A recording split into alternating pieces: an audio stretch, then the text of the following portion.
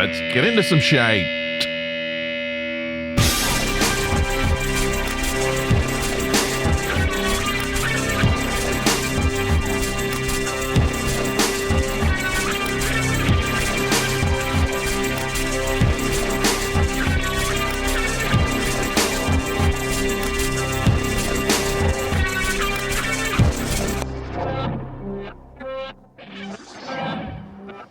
Hi, folks. How are you? Welcome to Apocalyptic. I'm Rick. I'm hanging out with you.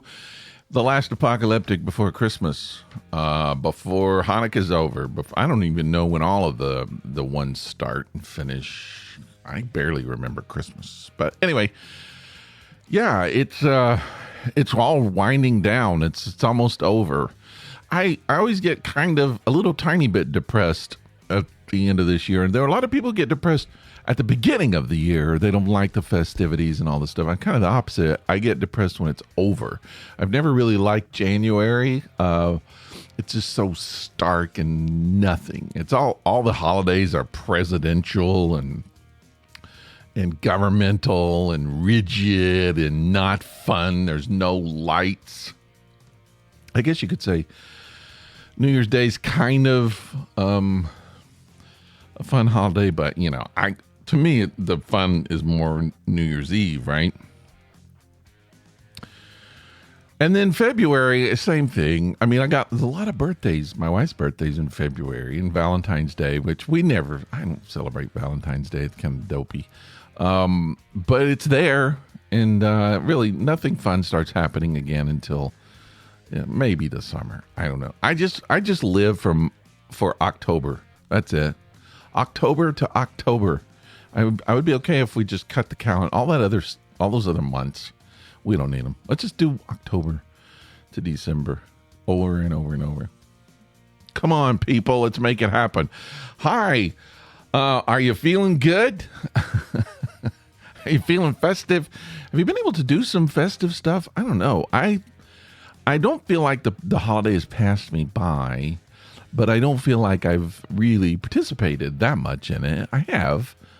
Somewhat, but currently my work hours and my wife's work hours do not line up. So 2 days off a week for her are not the same 2 for me. So we don't get to do anything together. So we see each other when we come home. We watch some Christmas movies, maybe. And last night we watched Family Man. I kind of went off on that a few weeks ago, if you remember. I don't know why I still watch it. It makes me just the same amount of frustration at the end. And, I had to rant about it. I feel sorry for my wife. She has to listen to all those rants. But I did. And I don't know. I might have got a little more irritated about it last night. But it's traditional, Do you do tradition? I feel like as I get older, traditions become less important to me. And I don't know why that is. It's not apathy, really. It's not like I just don't care about things. But I believe the world changes more as you get older. And so for me anyway, I become a little more accepting of that.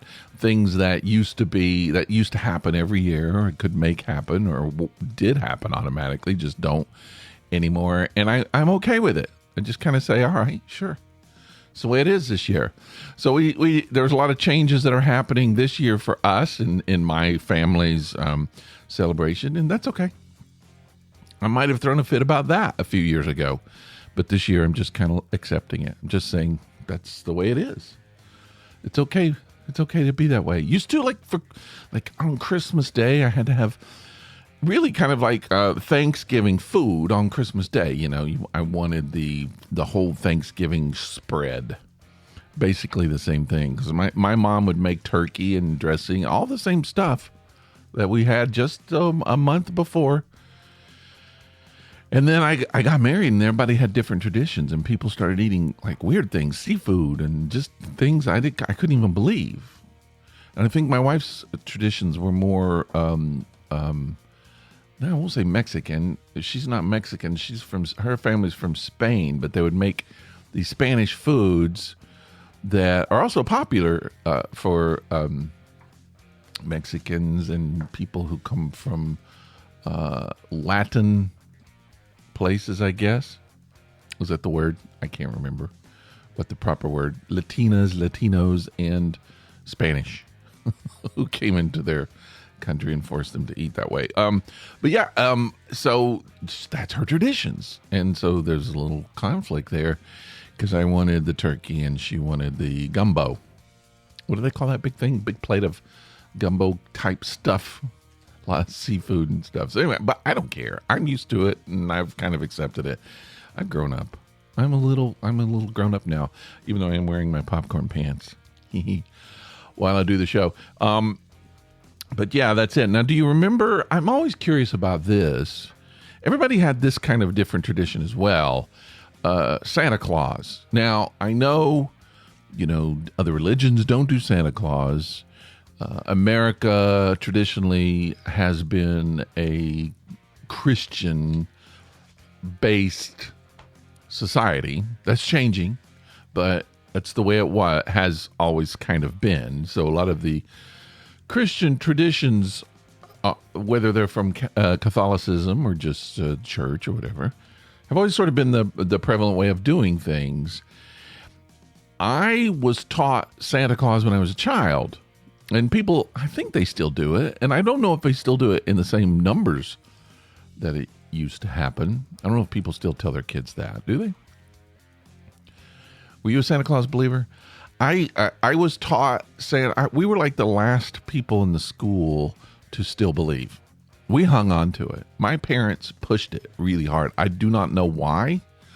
My mother always said that she believed that was what kids found joy in, and then when they lost that, they just didn't have the same joy. And I don't believe that to be true. Even when I had a lot more anxiety about other things when I lost that, but Christmas was still fun. Now, granted, you don't believe some magical creature comes into your house and brings you presents anymore. If you needed that belief, you obviously don't have that. But I don't. It's not an important thing to me. I didn't have kids, obviously, and if I did, I don't think I would have taught them that. I think it's a mistake. I think it's a bad thing. You're lying to kids. So I can remember the exact time. So I found out there was no Santa, I think, when I was in 6th grade. Can you believe that? 6th grade. That's 2 years from high school. That's when I discovered there was no Santa. That's insane. I don't put blame anywhere. People do what they do. And even when they do what they do, they might have decided, well, maybe I shouldn't have done that. I don't know. I think my parents would still have done it. Maybe not quite as long. I don't know. I think they got more joy out of it than we did. But I can remember the exact moment. It's like when Kennedy got shot, When people say, do you know where you were when Kennedy got shot? Most people weren't born. I was 1 and a half. So I don't even know where I was. I was probably asleep, I'm guessing, watching cartoons. My mother was in the hospital having another baby because the other one obviously didn't do well. So try again. But I can remember it just like it. I can remember what I was wearing when I found out. So I was I read everything when I was a kid. I just loved reading. I liked information, and my mother had a subscription to Good Housekeeping magazine, the magazine for people who like to keep house good. And it was fun, It was obviously geared towards women, but there were interesting articles in it, craft type kind of things.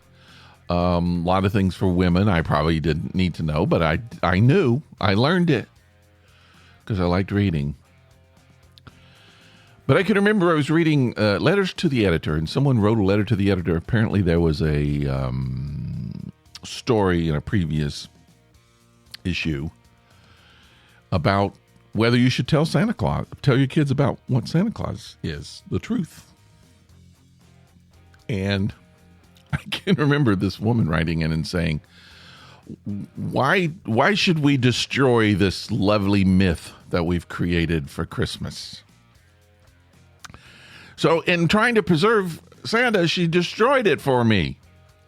Lady, thanks a lot.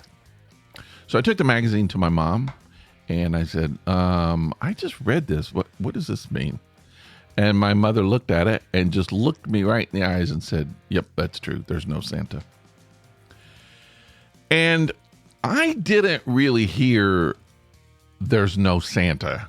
What I heard was, I've been lying to you since you've been born.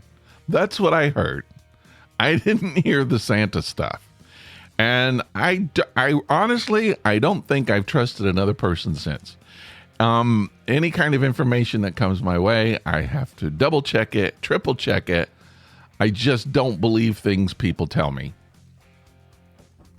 I don't know if that had anything to do with Santa. I'm kind of guessing maybe it did. But I don't know. What is the purpose of that?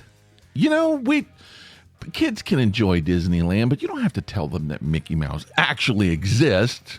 There's a giant mouse that runs around talking in a high squeaky voice with his girlfriend, wife. I don't know. They're living together. I don't know. And a duck that wears no pants.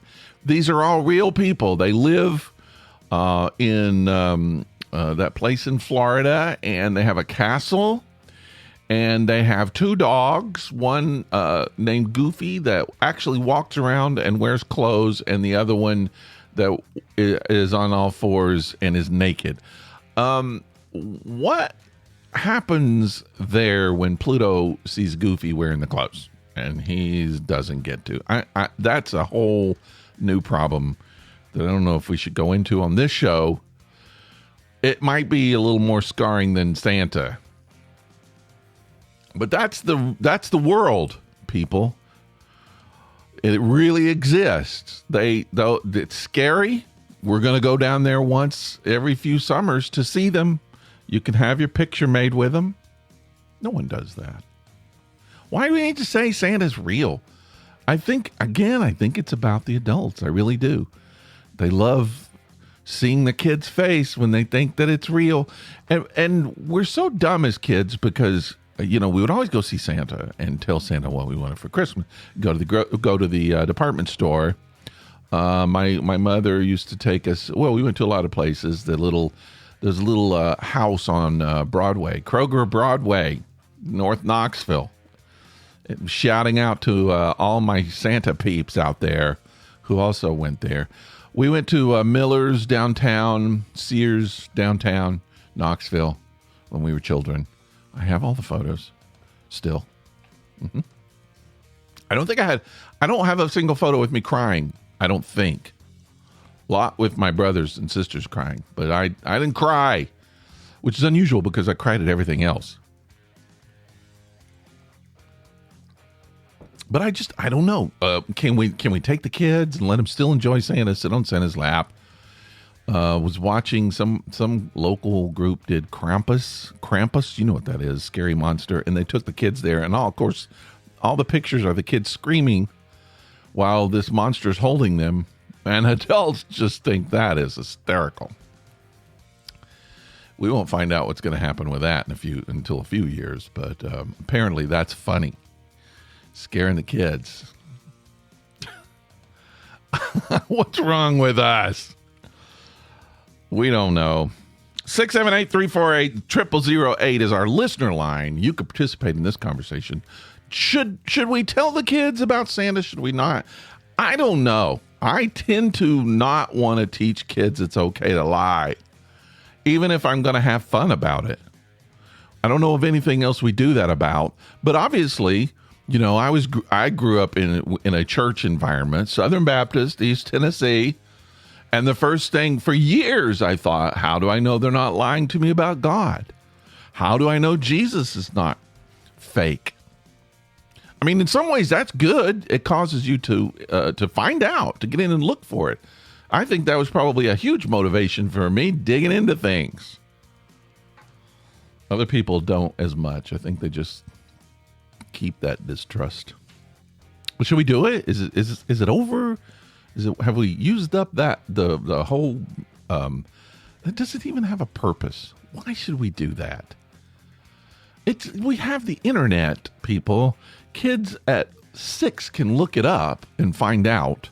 There's nothing there. There's no one there. No one brings you toys. There's no Santa.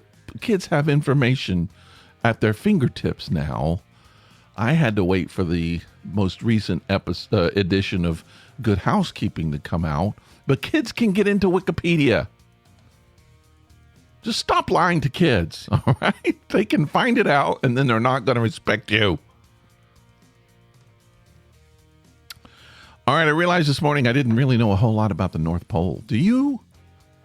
Do you know about the North Pole? I know it's there. I know it's where Santa lives, because I was told that by my parents. And I still believe that. Santa has a castle and a workshop there, and one day I'm going to go see it. Well, I found some facts about the North Pole I'm going to share with you. First of all, if we're getting technical, there are actually 2 North Poles. The first is known as North Magnetic Pole, and that changes every day depending on what's happening beneath the Earth's crust. The magnetic north changes constantly. The second is the North Terrestrial Pole, which is the fixed point that marks the top of the Earth. They're both at the top of the Arctic Ocean, but 2 North Poles, did you know? Fixed North Pole sits atop a thick sheet of ice that only measures about a foot above sea level, and it's constantly shifting. There's no land there. Did you know that? There's no North Pole land. It's all water. I would go there. I would love to go there. No one asked me for that, but I'm telling you, I would love to go there. If I could spend some time at the North Pole, I would do it. Even in worst conditions, I would still do it. Every time I watch that Alaska show, Below Zero or whatever, I just want to go. I would live with that dude, the girl, the woman that has the vacation thing. I would just stay in one of her little vacation things. Just stay in there. She'd come knock on the door trying to get me to do something, like shovel snow. I'd be like, I'm sleeping. My back hurts. I don't think you could do that. You have to be tough up there. All right, in 1909, a man by the name of Robert Peary, Mr. Peary, Bob Peary, claimed to be the first to reach the North Pole. Similar to the moon landing many decades later, he planted an American flag on the ground in the North Pole. Heck yeah. However, his claims of expedition are controversial, and many people doubt that he even did it, that he made the trip. He didn't even hit the North Pole. Semi-North Pole. Yeah, there's whole nother guy, another expedition they think might have done it. I think if you're going to spend all that time, check it out. Really, be confident. Average temperature is not as cold as you think. In the summertime, the months tend to hit an average of 32 degrees Fahrenheit. That's not bad. That's a jacket. While the holiday season sees temperatures go down to about negative 40. Now, I have never felt negative 40. I would like to. Just so I can say I felt it. As I get older, I tolerate colder weather less. But especially when I was younger, I would do it. And I would still do it now. I would love to feel that. It's the second coldest pole on Earth. That's right. Not number 1. South Pole, colder. South Pole is located in Antarctica and averages 76 degrees below Fahrenheit. Right? Below 0 Fahrenheit. 76 degrees Fahrenheit negative. You know what I'm saying. In the wintertime. If shipping companies travel between Asia and North America, and they take the northern sea route as opposed to the Panama Canal, they can save $500,000. It's more economical to go there. Probably more dangerous. It's so weird. It's like there's just those 2 little areas you can cross. I think they should dig a canal all the way through America. We should be the next canal. Just start in California, keep digging, dig a big shipping path all the way to North Carolina. Just take it. We can make a lot of money. According to many geographical surveys, roughly 22% of the world's undiscovered oil resources rest beneath the Arctic seabed. And due to the melting ice, the resources are becoming more obtainable, which is why so many more people are going there. Countries are going crazy. They're going to rip up all this stuff. They're going to rip up the land. They're going to destroy the environment. And then we're going to find a totally different alternative fuel, and we don't need the oil anymore. That's what's going to happen. And it's too late to put it all back. We've messed it up. The Northern Canadian territory of Nunavut, I'm assuming that's the name. It sits closest to the North Pole, while Greenland comes a near second. Because the North Pole is located in international waters, it's not owned by any specific country, but Trump has tried to buy it a couple times. No, that was Greenland. But anyway, many nations have tried to stake a claim to the North Pole. Could you imagine? Just like we're going to have a North Pole war. A war in the North. I believe if that happens, it should actually be fought there. Be fought in the North Pole, along the polar bears. All right, the North Pole region of the Arctic Ocean measures roughly 3,400 feet deep. Now, that's deep water. 13,400 feet deep. It's the equivalent to about 10 Empire State Buildings stacked on top of each other. And oddly enough, about halfway down, Meg Ryan is waiting for Tom Hanks to come in. That's true. That wasn't really supposed to be a funny joke. I just thought it up and it made me laugh. All right. Historically, lightning hasn't been common for the North Pole, but the warmer Arctic temperature as of late are making lightning-producing thunderstorms. In summer 2019, a lightning storm was detected in the North Pole region, and it struck 48 times. So they went from nothing to 48. Due to the tilt of the Earth's axis, the North Pole experiences one sunrise during March equinox and one sunset during the September equinox, making winter forever dark and summer always sunny. I'd be okay with that. I could live in that. The prominently glowing North Star sits about 434 light years above the North Pole. Its fixed location has made it a vital navigation marker for centuries, obviously. No humans live in the rough Arctic conditions atop the globe. Other life forms do call the climate home. The sea is filled with orcas, humpback whales, and several species of fish. Polar bears have been known to make appearances on the land above, looking for some food. I don't know. Are polar bears smart? Because I don't think anybody's told the polar bears that there's no life there. They're diving, trying to get the orcas, I guess. So let's see.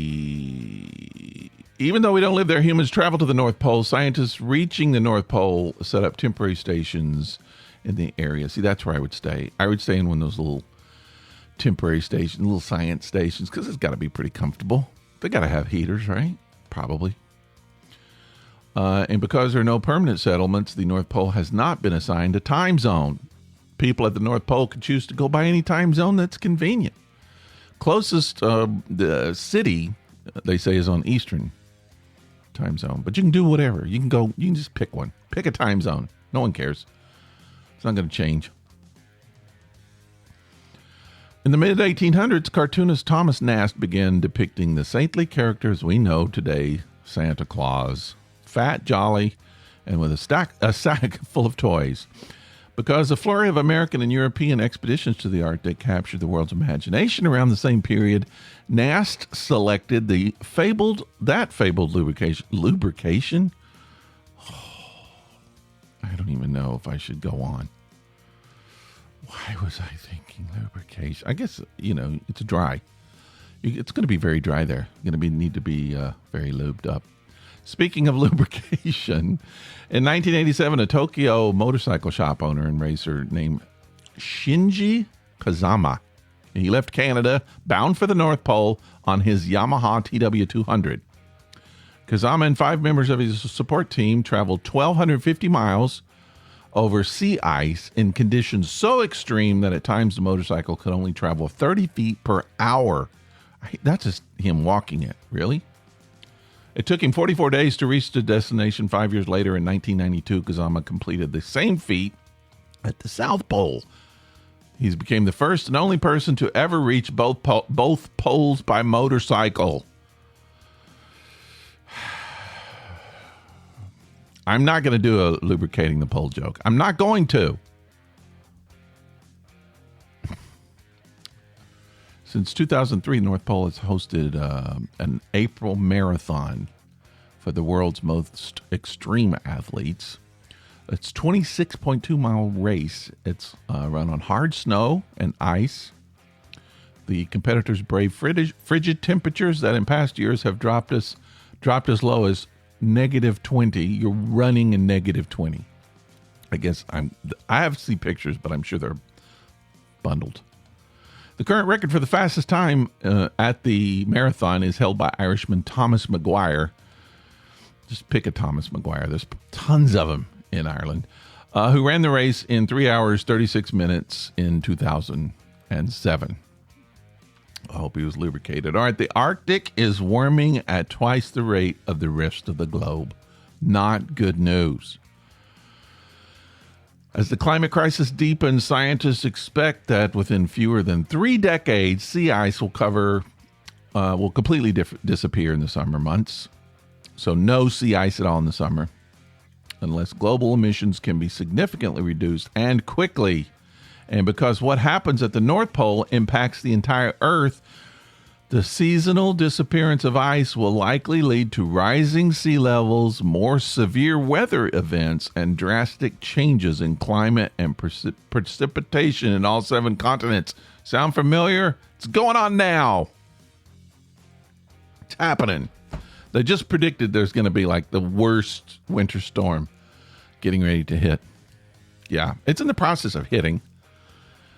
You can't say it all doesn't exist. You can't. It's like Santa. You might believe, these people will believe, a lot of people will believe, or tell people that Santa exists, and then they'll tell you that global warming does not exist. Something's wrong with that. All right, I'm not that irritated. I'm just acting. I'm just pretending. I'm actually in a good place right now. I'm enjoying Christmas. I'm watching it all kind of wind down. We got a few more days left. I think it's going to be a pretty good Christmas. I really do. I'm looking forward to spending a little off time with my wife and our dogs and cats, and just having a good old time. And I hope you do too. I do. I hope you do. I have about 2 more episodes left of this podcast this year. I think I'm going to do an end of the year kind of a breakdown what happened this year. Just maybe personally, maybe just what's happened in the world, globally, all that stuff. Probably going to talk about it. So that'll probably, I think I'll make that the last show of the year. What do you think? I got 2 more shows to do. I do hope you'll come hang out with me. It's much better when you're here, really. And I feel like it's better when you participate. So you can call our listener line, 678-348-0008, or text. Just to communicate, comment.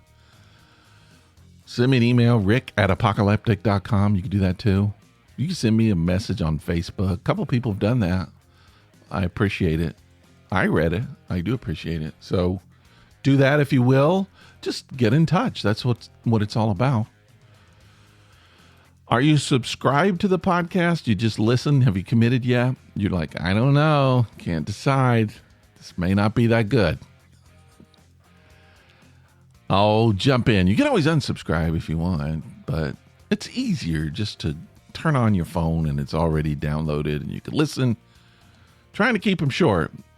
So I want to keep them under 30 minutes. In order to do that, I got to say goodbye right now.